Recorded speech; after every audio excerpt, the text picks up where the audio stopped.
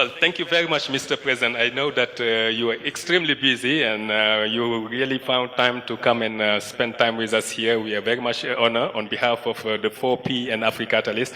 I would like to thank you for taking that opportunity to join us and contribute to this discussion. Of course, you are leading the African Development Bank, which we call Africa Bank. So definitely this discussion around how to integrate climate transition and debt sustainability is extremely important for you. But before I ask you any question, of course, since you joined us during the course of the discussion, I wanted just also to take this opportunity to give a few key takeaways for you to also hear what has been discussed before you arrive, and also give the opportunity also for people in the room to digest the discussion. So we started with some very interesting comment from Dr. Uwera, the Senior Strategic Advisor to the Prime Minister of Rwanda, who gave us Rwanda's experience into very much integrating macro and fiscal risk into debt sustainability, but most importantly also the country's experience in how they were able to manage both climate and development consideration and align them with the needs to safeguard their sustainability, the type of innovative approaches, instruments they have been using, the strategic partnership they also have been using. And after her, we had a very interesting panel that just ended, where we had the privilege of having a representative from FIX, the Finance in Common, but also FSD Africa, Systemic, OECD, and of course the French Treasury, who is also chairing the G7. And I think from the discussion, maybe just in 1 minute, what I very much noted was very much the importance of, first of all, making sure that we do have fiscal responsibility, but also knowing that fiscal responsibility and climate resilience are not necessarily conflictual. So we can very much combine them both. There was also important discussion around how we could mobilize more private capital and also public capital, but there was also recognition that we needed also to address the cost of capital, which is very high in Africa, and so long as that's the case, it's very difficult to be able to mobilize more climate finance, at least at the scale that is needed in Africa. Of course, we discussed a lot about the issue around risk perception and how it should be addressed. And we also heard about from them a number of innovative instruments, and also the importance of bringing on board institutional investors also, including pension funds, but also sovereign wealth funds and the like. It was also important to, according to the panelists, to see to what extent we can bring both regional and multilateral institutions, including members of the AMFI, like RTD, but also the other MDBs, of course, African Development Bank, the World Bank, and others. There has been also some very interesting suggestions around how the IMF RST can also support. At this stage, I think there are about 13 African countries that are using it. And a lot of panelists also very much focus on the importance of capacity development, because at the end of the day, it's not only about finding financing solutions, but it's also making sure that we support stakeholders, whether it's from government, but also from non-governmental actors, to be able to play their role, and that was important.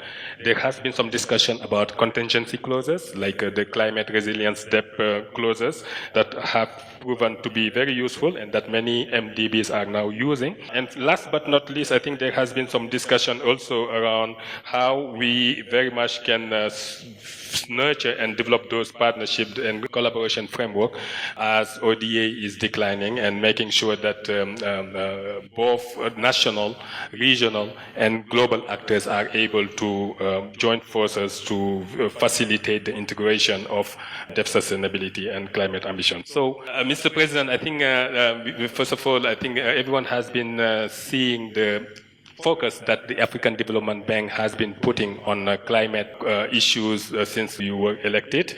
In your 4 cardinal points, there is one that is very important, which is to build climate resilient infrastructure. The question that I wanted to ask you today is, what is your take on the discussion that we had and that I just sort of narrated to you?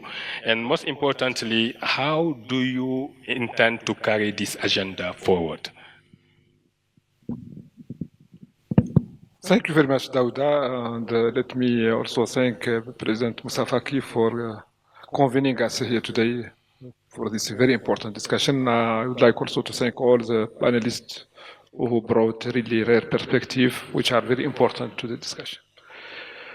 So let me start by one finding from the European Central Bank, which shows that the impact of a storm on the yield of bonds from emerging markets is twice the impact on developed markets bonds. So this shows why Africa should be very much concerned about climate.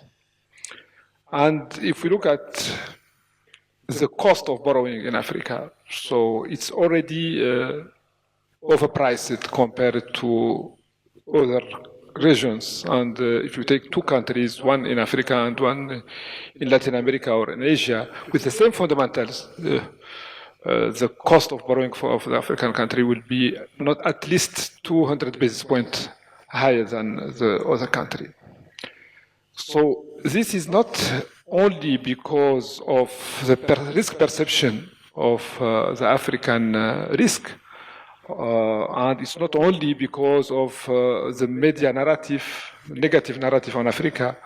It's not only because of the attitude of some rating agencies vis-à-vis of the African sovereign, but it's also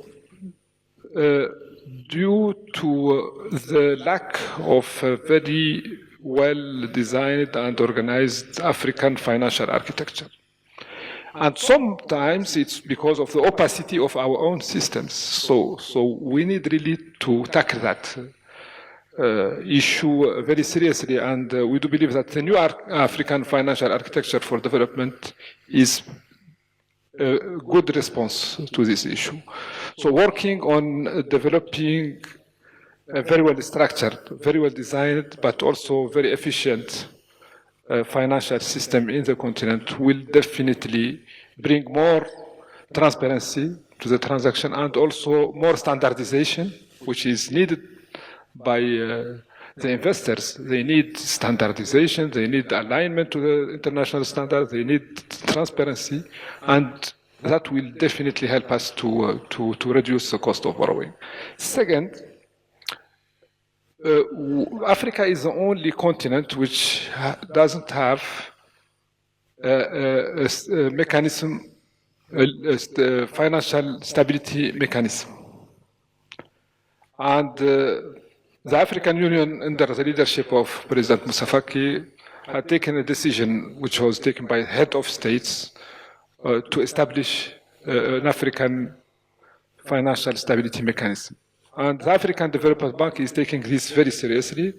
And very recently, we signed an MOU with the European Stability Mechanism to benefit from their knowledge, from their experience, and to work with all the stakeholders, including the IMF, to make sure that Africa has its own financial stability mechanism, which is aligned with the best practices and world-class standards.